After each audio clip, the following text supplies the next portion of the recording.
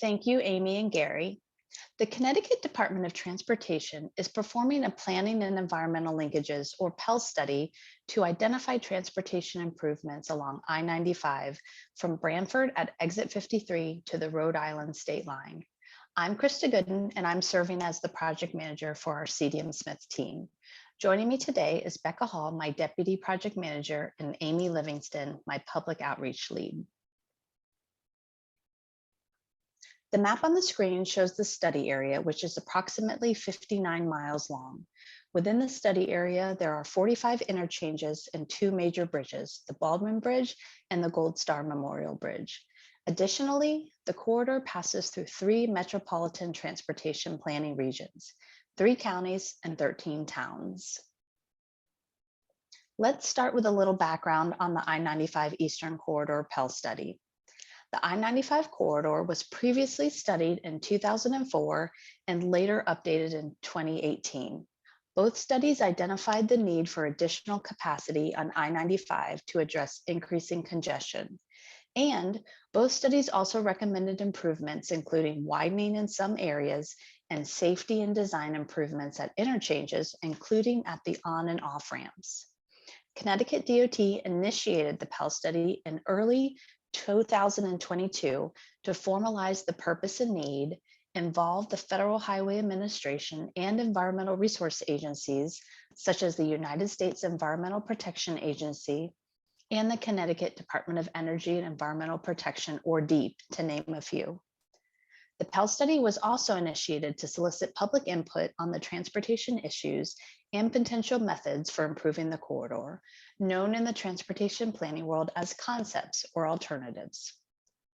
Additionally, the Federal Highway Administration encouraged the use of the PEL process to help narrow down the development of potential alternatives prior to beginning the environmental clearance process. Connecticut DOT recognizes the challenges that motorists face daily along the corridor and intends to identify short-range improvements that can be implemented quickly. We will also determine long-term solutions for the next phase of the project development process as funding becomes available.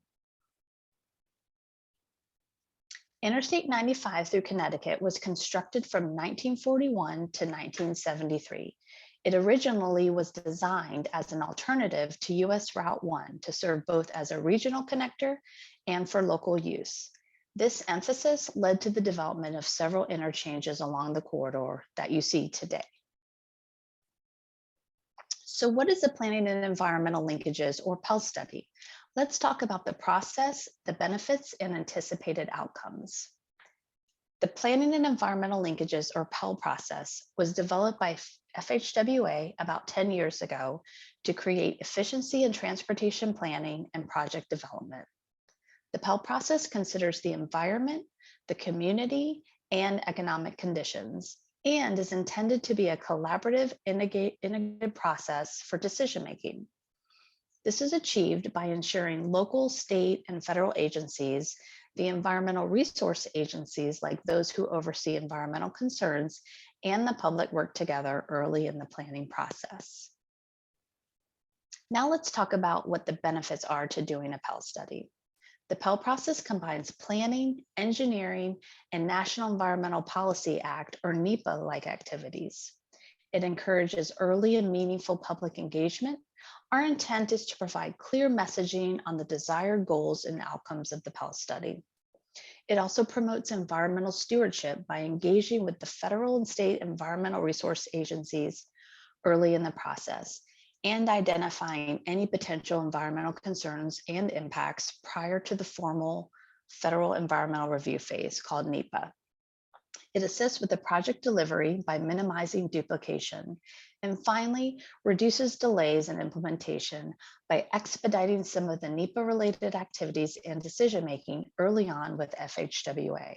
For example, this process will allow us to identify some of the early actions the department can take to begin addressing your concerns in the corridor that may not require a federal environmental review. The outputs or products of the PEL process help the Connecticut DOT and decision makers with expediting the project development process by starting those NEPA-like activities, such as drafting the purpose and need, identifying the reasonable alternatives, and identifying preliminary impacts, potential permits, and mitigation requirements. We also hope to have an engaged and educated public and resource partner agencies that will continue during the NEPA phase. As part of this PEL process, we will develop an action plan that includes NEPA-ready projects, noting the potential phasing and programming recommendations. The NEPA process and preliminary design can start immediately at the conclusion of a PEL study as funding becomes available. So how do we get there? Following the initiation of the PEL study, we identified the transportation problems in the corridor using data. As part of this public meeting, we are hoping to hear from you to make sure that what the data tells us aligns with your day-to-day experiences. Next, we will develop the purpose and need with input from the public and agencies. As you will hear today, we have a draft. However, this is another place where we are looking for your feedback to make sure that proposed improvements reflect the need you see in this corridor. Next, we will develop the concepts and evaluation criteria for how each concept will be evaluated or screened to determine if it meets the purpose and need you have helped us to define. Based on that evaluation criteria, we will screen the alternatives and then identify the reasonable alternatives. At the next public meeting, we will present those reasonable alternatives that address the purpose and need for your feedback. And at the conclusion of the PEL process, we will prepare a final PEL study report and FHWA PEL questionnaire. This will include the future projects that are needed in the corridor, along with recommended phasing for implementation. So let's recap what we've done so far. As I stated before, the PEL study was initiated in early 2022. The study team has been analyzing the existing and future traffic and safety information to identify the transportation issues. We've also initiated the outreach activities and began defining the environmental conditions. Next, we will provide a summary of the demographics, traffic conditions, roadway and bridge conditions, safety analysis, and environmental resources within the study area.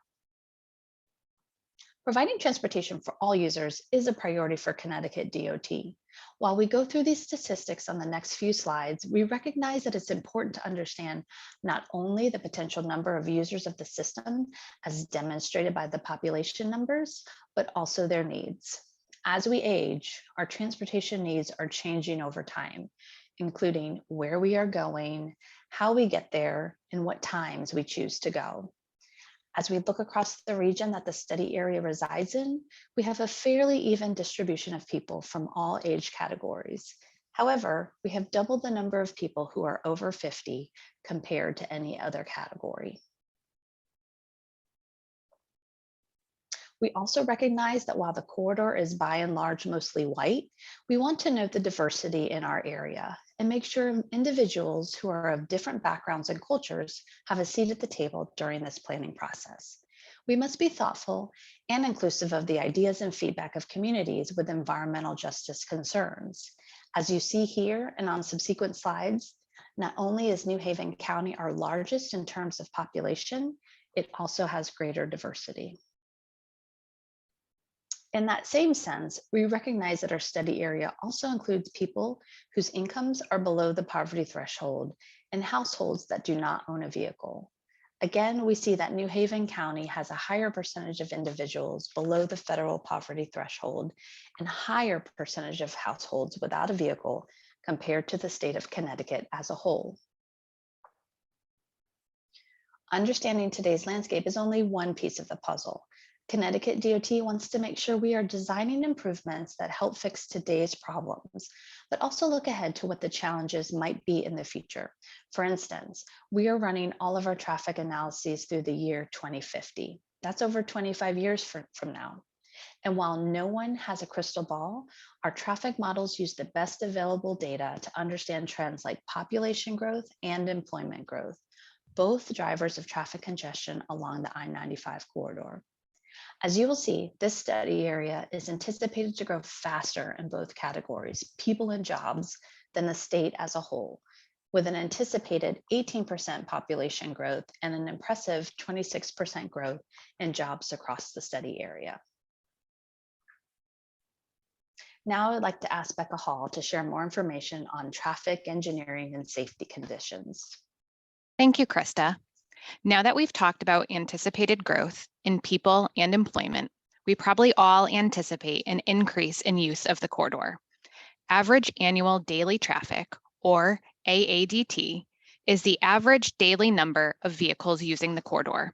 We look at the total number of vehicles at a certain point on the highway for the entire year in both directions, and then divide that total number of days in a year, 365. This is a number we will refer to in the next slides. Looking at the beginning of the corridor in Branford in 1958, when I-95 was first operational, it carried 40,000 vehicles a day. Moving to where we are now, in 2016, it carries 105,000 vehicles with 9% trucks, which is an increase of 163%. Looking to the future, in 2045, we anticipate I-95 in Branford will carry 135,000 vehicles, which is an increase of 29%. Moving east along the corridor to the Baldwin Bridge area, we see the same initial volume of 40,000 in 1958. Today, there is 97,000 vehicles with 11% trucks, which is a slight decrease in vehicles compared to the Branford area shown on the previous slide, but a 143% increase from 1958. In 2045, we are predicting a 30% increase to 126,000 vehicles in the Baldwin Bridge area. Taking a closer look at the summer traffic volumes along I-95, we found that Fridays are the busiest travel day on the corridor, with 12% higher than average volume. With many recreational destinations like beaches, the aquarium, and marinas, we are not surprised that many people leave on Friday to start their weekend. Looking further into this, we see that Fridays in August along the corridor have a 25% higher than average volume, with people enjoying that final summer weekend. Looking at speeds in the northbound direction, heading to Rhode Island on Saturdays, the average speed is 34 miles per hour between Branford and Madison, with a posted speed limit of 65 miles per hour. This occurs on Saturdays from 10 a.m. to 4 p.m. In the southbound direction, on Sundays, the average speed is 32 miles per hour between Waterford and Old Lyme. This occurs from 1 p.m. to 8 p.m. This is when people are traveling home from their weekend in Mystic, Rhode Island, or the Cape. As Krista mentioned, I-95 was intended to be a local and regional route, and there are many interchanges and on and off ramps to accommodate this. 49 interchanges and 156 on or off ramps on the 59-mile corridor. 48% of these interchanges are too closely spaced, like exits 86 and 87 in Groton. There are 5 left-hand on-ramps and off-ramps, which are atypical for us as drivers and can lead to slower traffic in the left lane.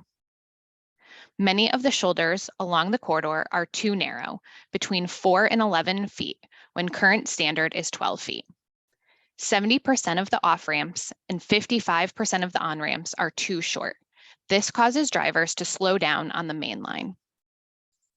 6 bridges are in poor condition. 40 off-ramps and 33 on-ramps have curves that are too tight. And the I-95 main line also has 7 curves that are too tight with steep grades. Looking at the safety analysis. The safety analysis reviewed the Connecticut Crash Data Repository for 2018, 2019, and 2020. Over this 3-year period, there were 2,925 crashes with a relatively even split northbound and southbound. About a quarter of the crashes included an injury, and there were 19 fatalities. During the summer weekends, crashes were 67% higher than the annual average. I will now turn it over to Krista to discuss the environmental resources. Thanks, Becca. Early in the PEL process, our project team conducted an environmental scan to identify the social, natural, and cultural resources that may exist within the study area. The purpose of this environmental review is to identify those resources early in the planning process and to identify constraints and potential fatal flaw resource areas for use in the alternative evaluation process. For cultural social resources, the team identified 19 archaeological sites, 62 historic properties, 12 cemeteries, 33 public parks, recreational areas, and wildlife waterfowl refuges, and 9 sites that were purchased with land and water conservation funds. There are also 18 communities with environmental justice concerns within the project corridor. This includes census block groups with a population majority that is minority, low income, and/or populations with limited English proficiency. For natural resources, the team identified 45 areas along the corridor that crossed floodplains and channel crossings, 18 areas that are known to have protected species, and 16 areas that are within the coastal zone. Now that we've talked about who is using the corridor, what are the conditions, and what type of transportation problems we are seeing, we develop a preliminary purpose and needs statement for public and stakeholder input. So what exactly is a purpose and needs statement? The purpose and needs statement tells us why the project or study is being conducted. It conveys the study area's vision and goals while incorporating the transportation issues and problems identified in the early data collection and analyses. The purpose and needs statement is essentially the foundation of the decision-making process of the PEL study and future National Environmental Policy Act, or NEPA, analysis. The purpose of improvements along the I-95 Eastern Connecticut corridor is to reduce congestion and improve travel time along Interstate 95 from exit 53 in Branford to the Rhode Island state line. The transportation needs within the corridor are organized by mobility issues and roadway deficiencies. The mobility issues we have identified so far include interchange and weaving operating conditions, congestion and overcapacity interstate facilities, unreliable travel times, and congestion-related crashes on I-95. The roadway deficiencies we have identified so far include areas of poor pavement and bridge condition, steep longitudinal grades, insufficient acceleration, deceleration ramp lengths, substandard interchange geometrics and interchange spacing, and substandard shoulder widths. Study goals are not the project needs or project purpose, but provide guidance for the concepts and alternatives development. They help tell the story of how the improvements should fit within the context of the community and reflect previous public input and engagement from the previous studies on the corridor, as well as regional planning studies. The draft goals for the I-95 Eastern Connecticut PEL study are improve capacity, improve safety, enhance mobility, improve transit connections, and accommodate future transportation technology. So here are a few next steps to keep in mind following the first virtual public information meeting. We will be finalizing the purpose and need with input from the public and resource agencies later this fall. We will be developing the concepts and screening methodology. Next spring in 2023, we will be screening the concepts and identifying the reasonable alternatives. We will then plan to hold the second virtual public information meeting next summer. Finally, we anticipate the final PEL study report for next fall 2023. Here's a quick look at what happens once we finalize the PEL study. The individual projects identified in the PEL study action plan can then progress into the NEPA phase as funding becomes available. The NEPA phase is where we confirm or refine the purpose and need, conduct the detailed environmental studies and a noise analysis, refine the alternatives, explore mitigation and commitments, and prepare the decision document. Project implementation includes the final design, right-of-way acquisition, permitting and mitigation, and construction. And finally, the maintenance of the roadway and right-of-way continues for the life of the facility. Now I would like to ask Amy Livingston to provide more information on how you can stay involved on this study. Thank you to the team for providing that wonderful overview. I'm sure you all have a lot of thoughts, ideas, and questions coming to mind. So let's talk about how you can have your voice heard. Getting your feedback is our #1 priority. There are several ways you can provide your input. You can provide a comment on our study website. We'll put the link in the chat now for you.